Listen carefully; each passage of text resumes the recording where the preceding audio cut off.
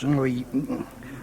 Dans la variété des bizutages qui affectent 40% des établissements scolaires, dites grandes écoles, il y a une constante, la finesse. Ainsi, à l'école de pharmacie de Tours, capitale du puritanisme, les bizutés doivent se laisser enfoncer une bougie dans le fion. On allume la bougie en rigolant finement, et le néophyte doit rester debout sur un tabouret, la tête dans un sac. Il y en a qui font des projets, là. C'est une ancienne étudiante, elle se rappelle.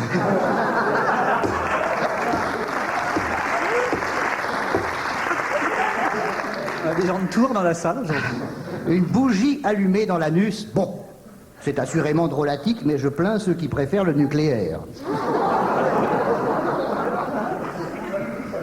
Qu'importe, je comprends mieux aujourd'hui pourquoi la plupart des pharmaciens ont une attitude compassée, figée, contristée, affligée. C'est certainement dû au fait qu'ils ont conservé la bougie. Et si l'un d'eux fait « Ah !», c'est qu'il a oublié de l'éteindre.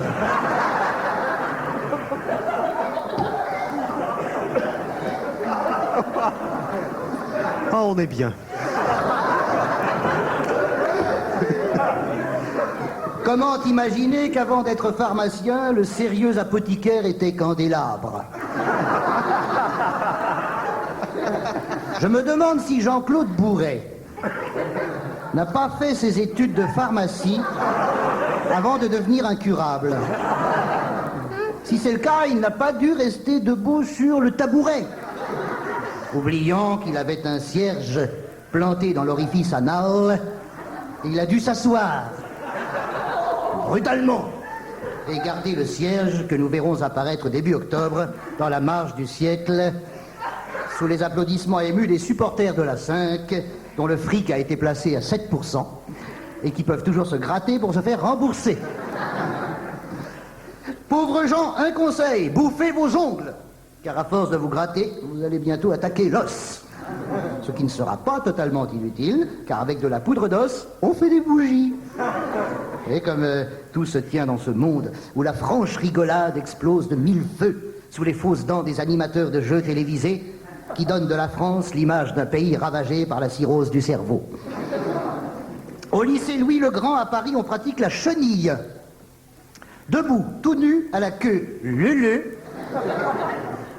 On avance en sautillant, les deux mains ramenées entre les cuisses pour saisir le sexe de celui qui se trouve derrière. On a intérêt à rester bien collés les uns contre les autres. Faute de quoi, eh bien mon Dieu, de deux choses l'une. Ou bien tes couilles restent dans les mains de celui qui est devant,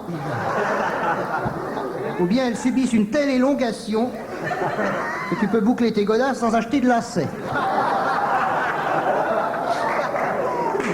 C'est une image, hein, c'est une image. Qui dira après cela qu'il n'y a pas assez de travaux manuels dans les grandes écoles? Et puis François Bayrou, notre grand bizuté, qui a dû être bizuté à la naissance, tant qu'il emporte les stigmates sur son visage, admirablement ravagé par les guêpes. Oui, c'est pas un chapeau qui met, c'est une ruche. Ça lui va très bien en plus, une guêpière. François Bayrou, qui s'est encore fait bisuter dernièrement dans le sud-ouest. François Bayrou, qui sert le pays comme il servait la messe, et qui connaît toutes ces dates d'histoire, sauf l'année de la séparation de l'Église et de l'État, vous dira que tout cela n'est pas méchant. Quoi qu'en dise Charlie Hebdo, dans lequel j'ai puisé ces informations, et qui fut interdit après la mort du roi Baudouin. Je plains les censeurs qui ont commis cette interdiction. Cela, c'est pas une bougie qu'on leur a mis.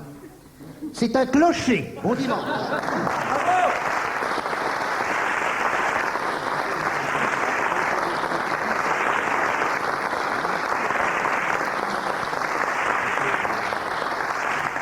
Je vous rassure, il n'y a pas de bizutage pour rentrer dans Rien à cirer, hein, Jean-Jacques, ça s'est bien passé pour toi.